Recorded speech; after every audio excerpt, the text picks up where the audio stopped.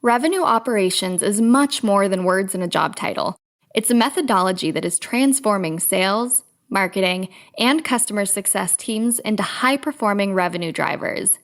However, many revenue leaders still have critical questions about how to operationalize it. Furthermore, they want to know what others in the industry are doing. That's why we conducted original research and put together our findings in the 2021 Revenue Operations and Customer Acquisition Benchmark Report. In partnership with RevOps Squared, we asked hundreds of cross-departmental revenue leaders across top companies to reveal their approach to revenue planning, analytics and revenue operations, and customer acquisition. We've identified exactly how teams are aligning to hit their revenue targets, as well as the new activity, pipeline, and customer acquisition benchmarks to strive for in 2021 and beyond. Download the entire report for free at ringDNA.com/RevOpsReport. What if your sales team could know the moment a buyer arrives on your website and talk with them instantly? With Qualified's conversational sales and marketing platform purpose-built for Salesforce, that's all possible. It's not rocket science, it's common sense. Conversations move deals forward. Live chat, voice calls, and meeting bookers accelerate sales conversations without a single email exchange. Capture prospects in that magic moment when they're most interested in learning about your business. Head on over to qualified.com to chat with their team and learn more.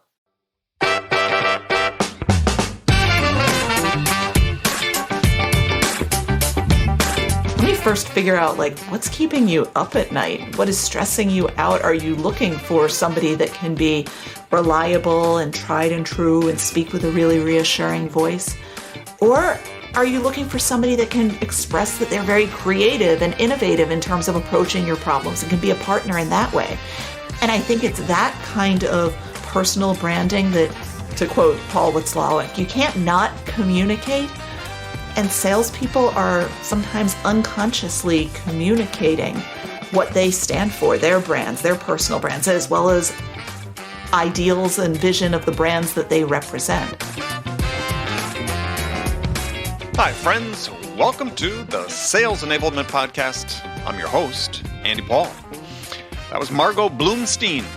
Margot is a brand and content strategy consultant, and she's the author of a very interesting book titled Trustworthy: How the Smartest Brands Beat Cynicism and Bridge the Trust Gap. Now, hearing that title, you might think that this episode is about branding and marketing. And, well, as I read Margot's book, it struck me that the same techniques that brands are using to connect and build trust with their buyers applies to B2B sellers as well. And applies to how you build your own personal brand as a trusted advisor for your buyers. So in this episode, we dive into the three main elements of trustworthiness that Margot describes in her book. She calls these voice, volume, and vulnerability. And we'll talk about what each of those mean for individual sellers and how they connect and interact with their buyers. We'll also explore why humans trust humans and how to quantify trust. And then we dig into why abstraction is such a critical skill for sellers to develop. So lots of great information for you today. But before we get to Margot, I want to remind you to subscribe to this podcast wherever you listen to it. And if you subscribe, we'd certainly appreciate it if you could also give us your feedback about how we're doing in the form of a review. So thank you. All right, let's jump into it. Margot, welcome to the show. Thank you so much. I am thrilled to be here. Well, thrilled to have you. We share publishers, so always excited to have another page two author join me. So tell us a bit about you. What sort of work do you do? I'm a brand and content strategist and speak frequently on those topics and write a lot about trust, how brands can build trust, earn trust, do their part in contributing to rebuild some of our social issues, societal issues around trust. Interesting, yeah. Well, it's funny. I sort of wrote somewhat about the role of business and sort of developing that in the wake of January 6th. And yeah, people really didn't want to engage on the topic on places like LinkedIn and so on. It's like, yeah, don't bring societal issues into business. But it seems like that's changing somewhat, isn't it? Yeah, and I don't think that is I don't think it's a tenable position from what different audiences and consumer groups want from business. I also don't think that it is good business anymore. I don't think it's smart business because To avoid that. Right. I mean, the prevailing wisdom used to be that business has no place in politics. Business Right. should stay out of politics. I think we've heard Mitch McConnell parrot that a bit Well, too. other than the fact he relies on business to fund his political party, but yes. Right. Well, both Right. political parties, right. Yeah. Yeah, and I think that in the wake of Citizens United, we've sort of ratified this idea that business has a role in politics and money makes the world go round.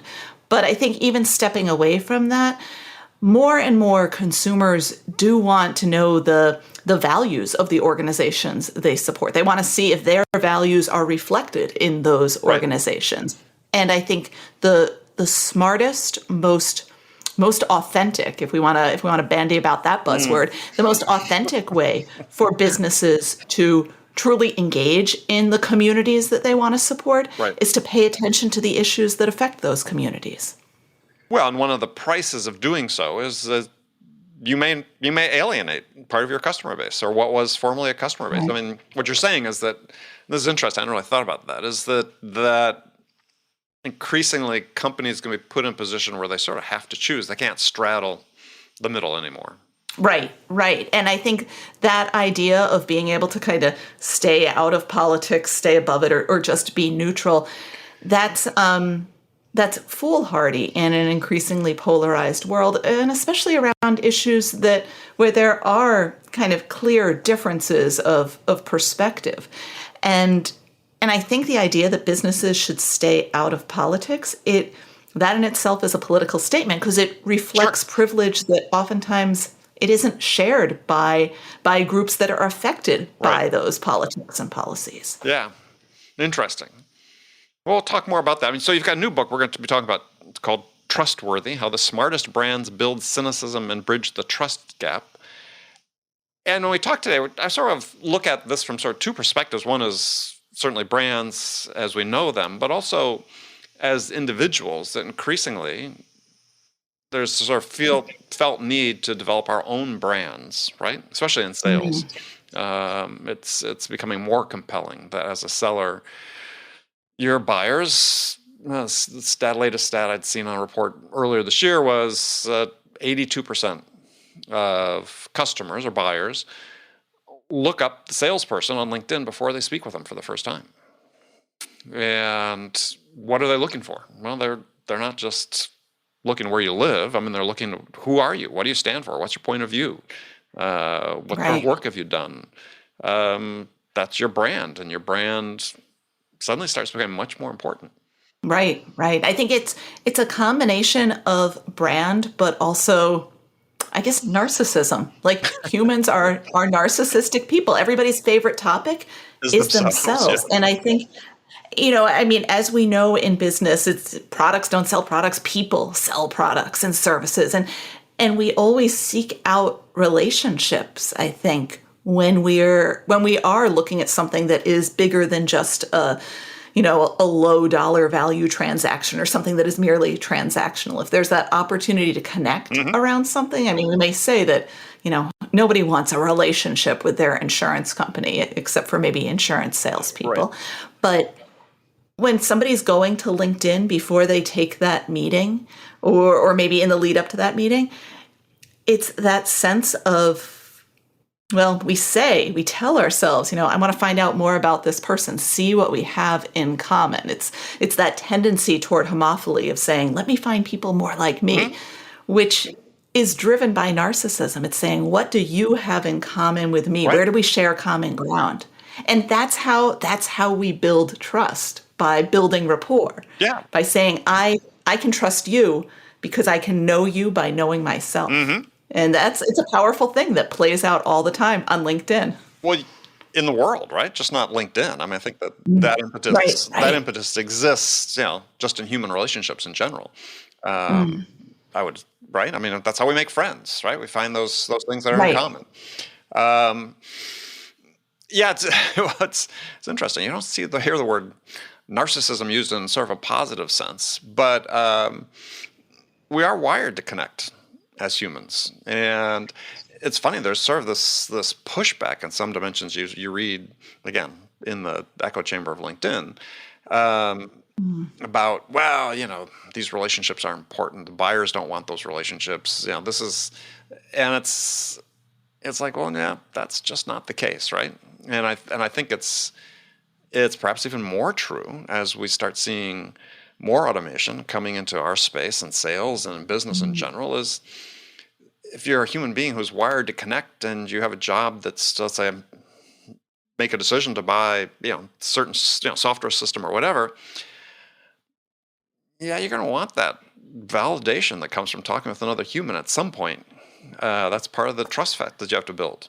Right. I think, as you said, you want that validation. That's a lot of what I was digging into in Trustworthy, looking at how people overcome cynicism, how brands can help people overcome that inherent cynicism that today undermines so many sales cycles and undermines so much marketing.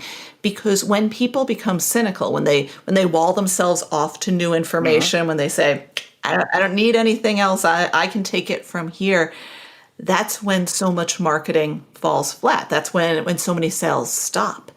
And I think it's by figuring out how to bridge that gap, how to reach over that wall and dismantle it, that brands become more successful, individuals become more successful, and that's how we effectively help drive our economy and our society forward. But in order to get there, we have to first establish rapport. In order to get others to trust us, we need to teach them how they can learn better to trust themselves, trust their own ability to do research, evaluate information, hold themselves open to new information. And that comes from starting from that point of confidence where they feel like new information can help validate their learning process and their ability to make good decisions. Because I think what we've seen change over the past 5 years, and this, of course, predates the pandemic, but as sales cycles have slowed down, it's that people are becoming less comfortable with making decisions. They're not in a point anymore where they're good at taking in new information, evaluating it, deciding if it's coming from a valid and valuable source. And the effects of gaslighting that, maybe started in a political arena or among media that supported those politicians, that now affects every industry. And I think as we figure out how to dismantle that and how to build back in a better way from that, it goes back to how we empower people, how businesses and brands can empower people, fuel their confidence, and then rebuild their trust. Interesting. Lots to unpack in there because you talk about this loss of confidence, and one of the things that's written about, one analyst firm in particular, Gartner, talks about this, is they always have this updated annual count of how many stakeholders are involved in a purchase decision in a B2B sale. And that number's grown over the last 10 years. Every year that, I don't know, I think it's like 2 million people are involved in every decision or something. But it seriously went from 5 to 6 to 7. I think it's 17 or 18 was the last number that was out there. And it's like, well, is that possibly due to loss of confidence, right? That as we're less confident, I need more people to surround me to help me make this decision because I'm less confident in my ability, as you described, to make that decision. I think some of it is that we want more people. I think also people crave more content. They crave more information to feel like they can make good decisions. And maybe that's to help them kind of marinate on ideas, to sort of settle in and move through that cycle of discovery and confirmation and validation. The more times they can do that after, whether it's putting a product in a shopping cart or taking in new information from a politician or about some sort of social issue, the more times they can do that, the more it literally deepens those grooves in our brains, the more we lay down those existing mental maps to say, yes, this is becoming a part of what I believe in my very belief structure. So when we enable them to to sit longer with a decision, people can feel more confidence in those decisions. And that runs counter to some existing thinking, certainly around sales, when we want people to maybe make snap decisions because it's a low value item. We want them to just put it in the cart and get gone with it. But when we think about longer term decisions and things that where we do want them to build on relationships, that's where it goes back to bringing more time into the process and more content into the process. And I think that's where we've seen, on the web at least, how the days of brevity and bullets are kind of past us. I mean, there's been a return to long form content. There's been a return to giving people more tools to evaluate information and consume information. And I think the brands that invest in that, they're empowering their audiences. Right. They're educating their audiences. And that's how they build trust. Yeah, I mean, I sort of think about, I sort of subscribe to, I'm familiar with Herbert Simon's work about the theory of bounded rationality. People have three constraints when they make decisions. I call it time, information, understanding. But the net result of those constraints is that people make what they call this, satisfied decision. It satisfies the requirements and is sufficient to meet their desired outcomes and objectives. That's not always compatible with taking a long time, right? If people operate in that mode, oftentimes they say, look, oh, wow, we found something that satisfies us. We've got all these other things we need to do. We're going to go ahead and make our good enough decision, right, with this, based on that. But they can't do that if there's not trust present, right? This is, to me, that sort of requires you to sort of accelerate the process of trust building with your buyers, because you never know when that moment's going to hit, when they say, yeah, this is good enough, let's do it. Right. And I think what you're describing, I think also speaks to trust on both sides of the equation. Is the company making the sale willing to trust the consumer then to say, if they need more, they'll come back? We'd rather that they are an educated shopper, an educated buyer. They'll come back to us when they're ready. And I think that definitely requires a company being willing to trust their audience, that they are smart people as well. Being willing to kind of trust their internal sales cycles and targets and whatnot, to say, like, this is a long game. And we can be comfortable with that. We can be confident in that. I think companies that are able to speak and act from that point of confidence, that's something that you see how it waterfalls through the whole organization, from the C-suite down through marketing and sales. And that definitely affects then how they're able to engage with customers. But it's an interesting point, though, is you're talking about trusting in the buyers, because I see, and again, I'm talking more in the sales space and so on, is the content and the positioning and the messaging that goes out, oftentimes, certainly in many companies. It seems increasingly like it's sort of the variety of the sky is falling, right? Is everything's really bad. And I certainly see that in certain software segments that I'm very familiar with, is like, yeah, it's never been harder to do this, right? It's never been blah, blah. And it's like, yeah, that seems like the lack of trust in the buyer when you say that.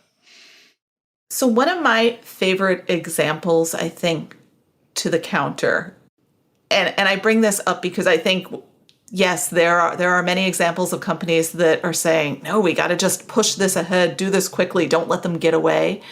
I think for as many examples of that kind of behavior that we see, there are also examples at the other end of the spectrum of companies that are willing to invest in the long game. And they've been playing that game for a while, maybe for many years. One of my favorite examples of that is Crutchfield Electronics. And I spent some time with their team there, getting to know, when I was writing Trustworthy, I wanted to see brands that are building trust, that are successful in dismantling cynicism and empowering their audiences. What do they do? Are there common patterns? Is there a repeatable framework there that any business can buy into? And Crutchfield stood out to me because they're an electronics retailer. They have photography equipment, computer equipment, home audio equipment. And they sell that, but they also sell empowerment. And the way they do that is by investing in a lot of long form copy. There's video on their site where you can see how people, their product testers, are dismantling products, trying to install them, the trials and tribulations they're having around that. So if you're somebody that's more of a visual learner, you can just fall into their video galleries for hours and probably days on end. And if you're somebody that you get more information through reading, they've got really, really long pages on their site doing product comparisons and reviews and all. And what they find by looking at the site analytics is that when people get to the end of those long pages, they click to keep reading on more pages. And what they have seen is that the more information they offer, the more they're willing to invest in educating their consumer so that people become smarter about their products, about their options. The more loyal their audience is, and the better their sales are. Better in part because the rate of product returns is far lower than they would see otherwise.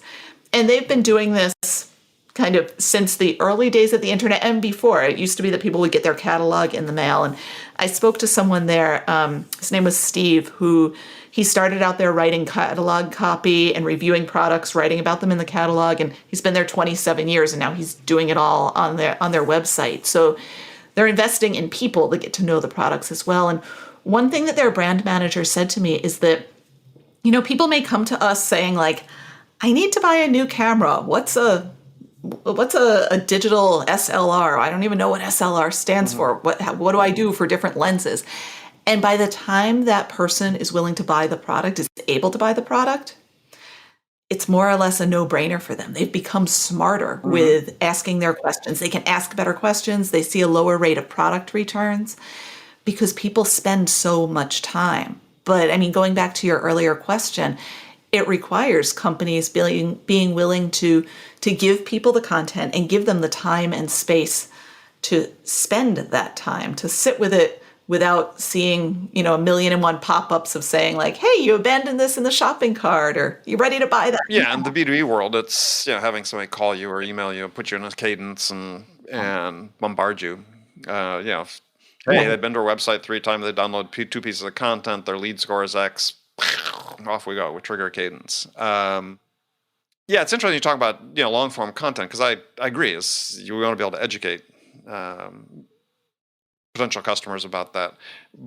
But you talk about in the book is that it's really important, and I think this is a place where in the B2B world oftentimes there's failure, is they don't moderate that content as they move further down the funnel toward a purchase decision. You talk about need becoming more clear, more concise, less not inject uncertainty into the process by saying too much as you go further down the funnel. So how do you sort of make that migration, if you will? Well, I think one of the opportunities that we have as consumers and as customers and as business people become more well-versed in what we're trying to sell is that the opportunity, we see an opportunity for better, more high quality, more productive conversations with those people. And kind of going back to what we were initially talking about with how we establish those relationships with the person on the other end of the phone, there's a better opportunity for a relationship when that person is more educated about the subject matter, when they can ask better questions about it. Suddenly, it's no longer, your potential customer that you're talking with, but somebody that's become kind of a colleague on equal footing, where you're able to start to bring out the jargon of the industry and establish rapport in that way. And I think that's an opportunity for many businesses, especially in the B2B context, because as your customer is becoming that much smarter, now you can have those better conversations with them and dig more into the nuance of what you're offering and learn more about their needs, so that when it's time finally to make that sale, and they know that their confidence in it is entirely appropriate, that you've come to this kind of conclusion together. And that makes for that much stronger a relationship and more loyalty in that relationship, because you're on the same page. You can use all the same lingo because it's their vocabulary too. Yeah, that oftentimes, unfortunately, falls victim to sort of set process and the way we have to sell, right? And Right. yeah, yeah, if only. Because oftentimes in sales, there's sort of this refusal to acknowledge that the customer has gotten smarter, and the customer has gotten more educated about what they want, and that the needs they expressed at the beginning may have morphed because they have more information, and not just from us, from everybody else Right. they're talking to as well. And it's oftentimes sort of a tripping point for sellers, is because they assume, since I asked those questions early on, the answers are still valid now. Right. And I think this then becomes, a big barrier to trust oftentimes with customers, because well, you're not really listening anymore, and you don't really understand what it is that we really need to accomplish and what's the most important thing to us. So, yeah, you're probably not the one. So one of the other examples that I was very, very delighted and honored to dig into in researching Trustworthy is the example that MailChimp offers its audience. So they started out as a small business serving other small businesses, mostly email marketing, but then they eventually moved into e-commerce. And now they're not a small business anymore. It's something like 60% of the world's email marketing moves through MailChimp. And as they've evolved, their audience has evolved too. It's become more varied. There are some people that turn to them for their businesses just for e-commerce support. But then they've also got their legacy customers that have been with them a long time. And they want to make sure that they never alienate that audience by rolling out new features and new products and all. And in talking with them, one of the things that they shared is that as they have evolved over time, they've paid a lot of attention to how they maintain a voice that is consistent and cohesive, but also familiar, so that people always have that confidence that when they're using any tools from MailChimp or interacting with them, that they know what they're doing, that this is a platform they know, even as it's evolved over time. And I think for business users, for marketers to always have that confidence so that they can turn to their senior leadership and ensure that it is still a good investment, that's really, really important. There's a lot on the line there. And they talk about how they've also developed their voice with kind of more variation and nuance to vary it appropriately in terms of tone for the different audiences that they engage. I think that's a really valuable lesson for many brands, that you don't have to be monolithic to be consistent. And to your point, as your audience is getting smarter, for MailChimp, maybe they're talking to a marketer that has come over from a competitor or just somebody that's been in the business 20 or 30 years. Then they can use more jargon. They can speak to them at a different level. They might be sharing the same sort of information as they offer more of somebody that's new to their platform, but they can do it in a tone that's more sophisticated, so that every step of the way, regardless of their audience, businesses should always be meeting that audience where they are, even if it means meeting them where they are to help them move to the level of sophistication and kind of marketing wisdom and maturity as to where they need them to go.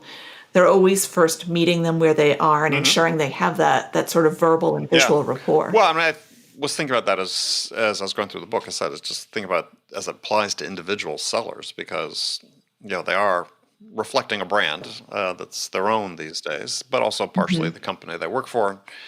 And as you talked about voice, having this identifiable personality.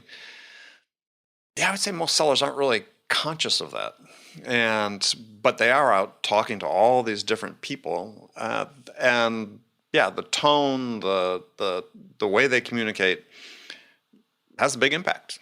And probably don't think about, well, I'm talking to this person, vary it because I'm talking to this person has more experience, this person has less experience. We tend to be, these days in sales, much more focused on a process, and we'll bring content to bear on them. And I don't think it oftentimes differentiates based on who the real individual is that's reading it and consuming it. Yeah, and yet isn't that core to consultative selling, the consultative sales process, being able to kind of effectively mirror the needs of the person at the other end of that communication with what you can offer to meet their needs? I think that very much applies in the context of communication as well. Well, yeah. I mean, when I look at the trust gaps that exist in B2B sales, the first and biggest one is just not understanding what's the most important thing the buyer's trying to accomplish.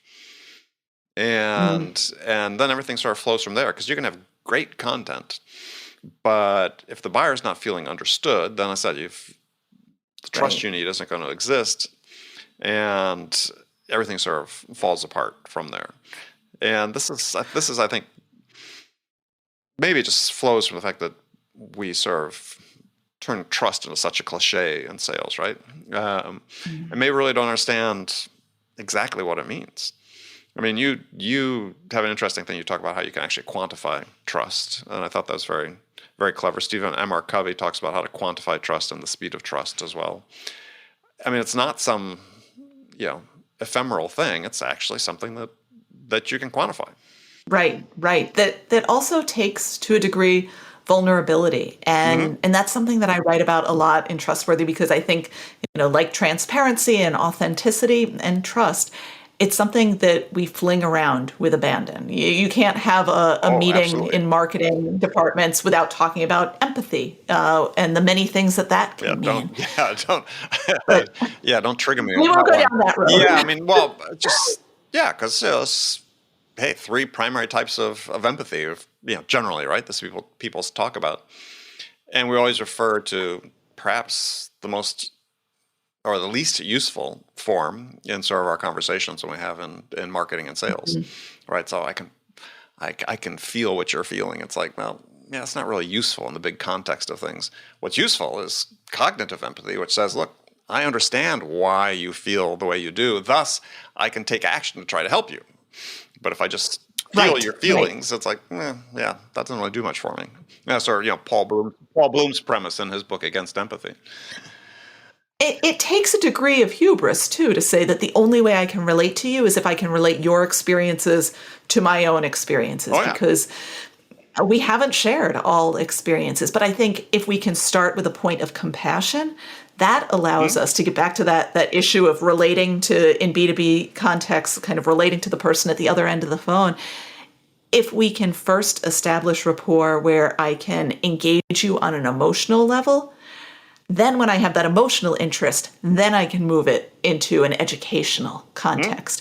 But before I can relate to your biggest goal, your biggest business need, let me first figure out, what's keeping you up at night? What is stressing you out? Are you looking for somebody that can be reliable and tried and true and speak with a really reassuring voice? Or are you looking for somebody that can express that they're very creative and innovative in terms of approaching your problems and can be a partner in that way? And I think it's that kind of personal branding that, as you said, you can't not communicate. To quote Paul Watzlawick, you can't not communicate. And salespeople are sometimes unconsciously communicating what they stand for, their brands, their personal brands, as well as ideals and vision of the brands that they represent.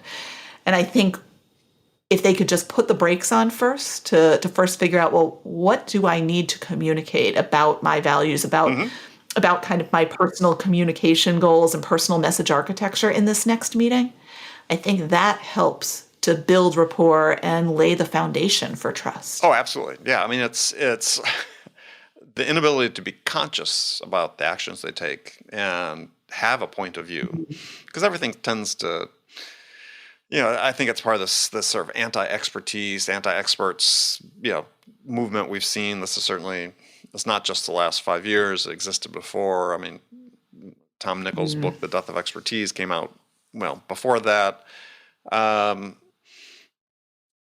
It's like everybody wants to become vanilla. It's like they're afraid to sort of stand for something and for fear of perhaps alienating.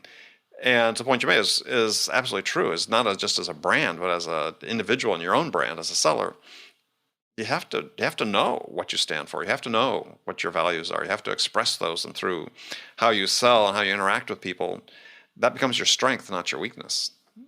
But what we have currently is a lot of vanilla and very little distinction, and it doesn't help your buyers. I mean, the point of having a brand is not just to help yourself; it's to help your buyers make a decision as well. Right, because it's that distinct voice and how you make your values visible that tells them who you are and how you are. But you're right. I think that that level of vulnerability is risky, and you do run the risk of alienating people within your audience, potential customers. But you also face the potential reward of attracting an even Hmm. greater audience. When brands make their values visible, we say they're putting themselves out there. And yeah, they may lose some customers in the process, but it also helps differentiate them so that they're no longer just competing on price and maybe product selection, but now they're able to tell their audience, this is who we are. If you're like Hmm. us, Red Rover, come Hmm. on over. And that's how frequently people find brands that they may not have really noticed before Right. because suddenly they realize, oh, your politics align with my politics. And we've seen that play out a lot over the past few years. But I think going back to what you were also saying about kind of that trend away from expertise, like we've seen how people have turned away from expertise, whether it's in the form of government or public health officials or news media or maybe brands that they thought they knew. And that's in part because those organizations, especially on the business side of things, they've changed as well. When brands play fast and loose with things like visual branding, editorial tone of voice, when they're constantly shifting what they look like, what they sound like, that can be really, really a problem for a lot of people because it undermines their Hmm. confidence that they know what this organization stands for. It undermines their sort of trust in themselves and Right. their own knowledge. And right now, in a time of so much upheaval in our economy, in our society, around so many social issues, now is not the time for a big rebranding. Now is the time to offer your audience consistency and a cohesive presence so that they can maintain that confidence. Hmm.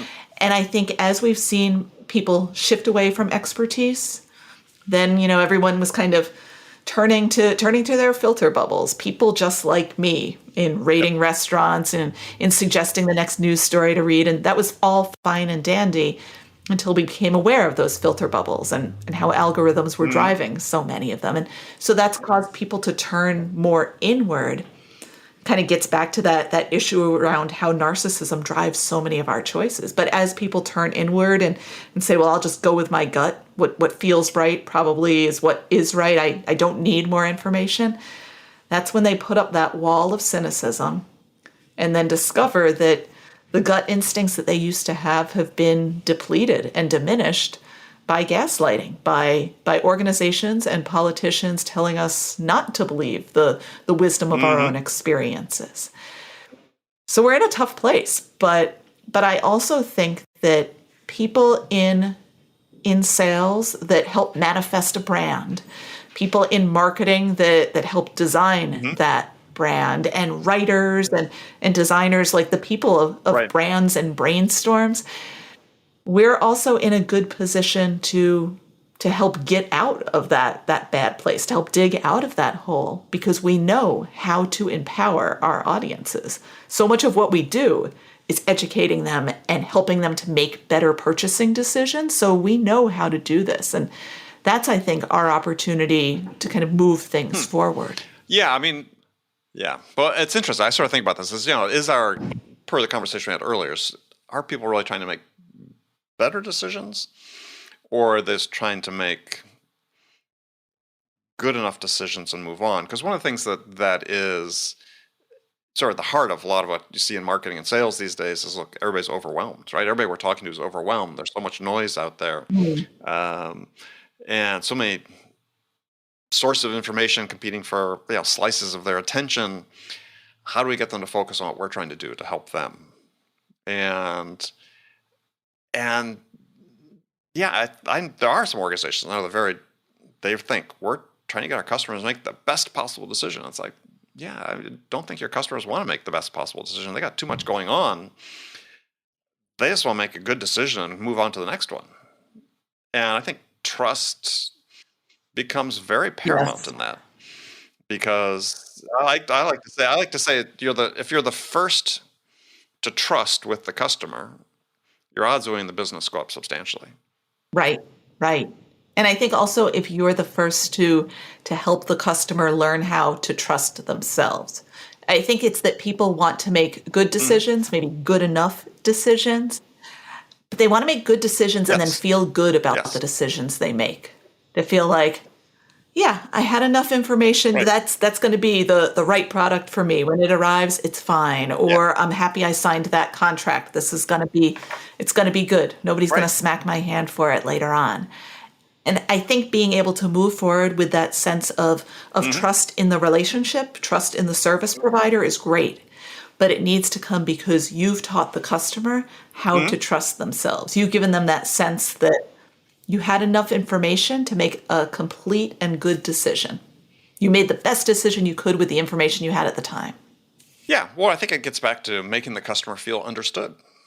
Right. And oftentimes, when you read reports about why do B2B buyers, at C-level or whatever, they're interacting with salespeople, say that they're dissatisfied with that process and the experience is because the number one answer is, I didn't feel like they understood what we were trying to accomplish. And yeah, because sellers say, I got my process, we're heads down, these things have to happen sort of in this order, we're going to push you forward. And what the buyer's saying is, whoa. If you don't understand it, there's a possibility I don't understand it, right? I mean, this is part of the process is maybe I don't fully understand what it is I need to do because you don't understand it either. And I think works in both directions, excuse me. I think that issue around feeling misunderstood and wondering, does the other person understand me if I don't understand my own needs yet? I think that speaks to like a fundamental challenge that we see in sales, but then also in a lot of other kind of professional communication, in public health communication, where organizations and individuals are so afraid to admit when they don't know something, when we don't know something, when we don't have complete information. We are so worried about admitting that because it feels like admitting defeat rather than admitting and acknowledging progress and revealing the process. And I think we've seen that play out a lot, certainly over the past year within the context of public health, where different officials in different municipalities took to the mic, and every time they offered platitudes and affirmations that people could easily shoot down, they didn't build trust. I mean, maybe in the short term, they got headlines of saying, everything's going to be fine, we've got this all under control. But that didn't last very long. I think the public health officials, the cities that did the best at earning trust, at building a long-term trust, and empowering their audiences, where the stakes really, really matter in this case, were the ones that were able to come to the mic and say, here's what we know, but here's what we don't yet know about the pandemic, about this virus. Whoa. But here's what we're doing to figure that out. Here's the ongoing research. And being willing to share that kind of process, it's no different when a business says, we've had some problems with delivery or with manufacturing. Here's why there's been a slowdown. Let us be the first to come out and call out our own problems to bring our audience closer then. We're going to let you know what's going on and let you know what we do know, what we don't know, and what we're doing to figure this out. I mean, that is the nature of public accountability. That's the nature of a good apology. Well, but that's where businesses have so many problems. Yeah, no, excuse me. I mean, the difficulty is in all those cases, whether it's public health officials or corporate executive or even individual salesperson, is they don't. It's ego, right? They don't want to feel less than. They don't want to feel inadequate. And it seems like certainly in the business side that drives so much, right? Is this inability to admit what you don't know, which to your point is actually a strength, right? It's a trust building step. Right. But it's looked at, unfortunately, from many people's eyes as, oh, well, they think I don't know anything. Well, they don't expect you to know everything. So, but if you come say, I hadn't heard that before. Tell me more about that. Help me understand what it is that you're concerned about. Wow. Often it's in a customer Yeah. going to hear somebody ask that. Suddenly that becomes a big thing. And it's an opportunity to then build a stronger relationship Absolutely. because you're communicating more. You're saying, spend more time helping me help you. And that's a tremendous thing. And that was something that I saw play out across a lot of organizations over the past few years. I think for organizations that waded into different social issues only to realize that the problems of Me Too or the challenges around policing and Black Lives Matter that they wanted to address, those problems existed within their own organizations too. I think we've seen how that sort of vulnerability plays out there, where sometimes those different businesses have to stop and say, we learned something new. We don't have all the answers, but here's what we know. Right. Here's what we don't yet know, and here's how we're going to work to improve things. I had the opportunity to talk with folks at TED about how they've handled things there on a really massive scale when they've encountered issues. Several years back, they had problems with a few talks that different people in the science community were kind of flagging and saying, wait, the science here is kind of suspect. This has not been peer reviewed. Right. Or in other cases, calling out different talks and saying, this was fine when you first published it, but it's woefully outdated now and it's no longer factually accurate. What are you going to do about it?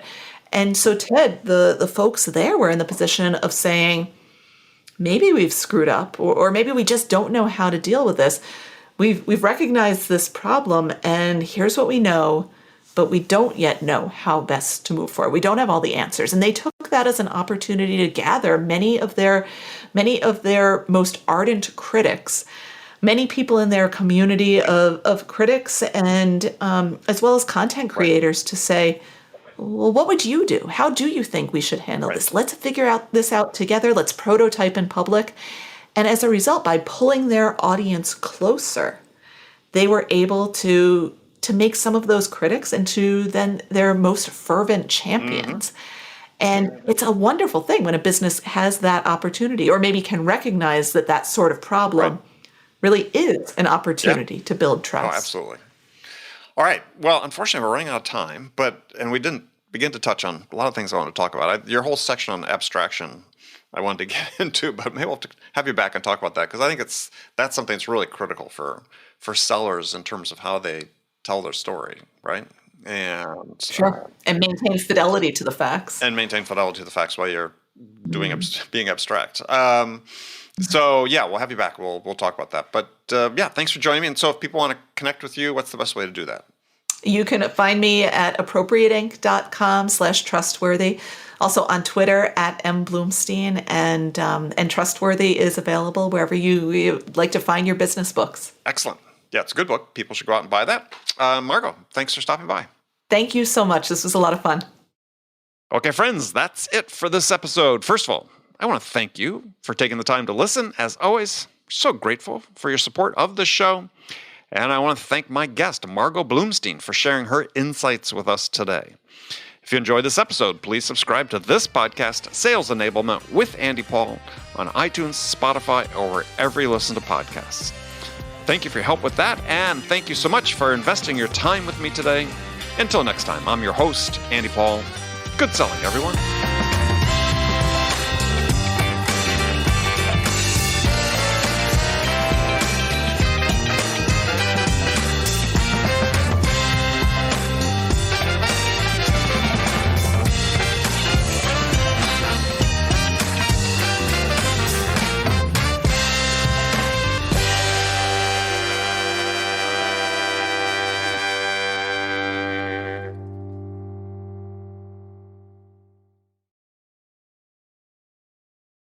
Hi, friends.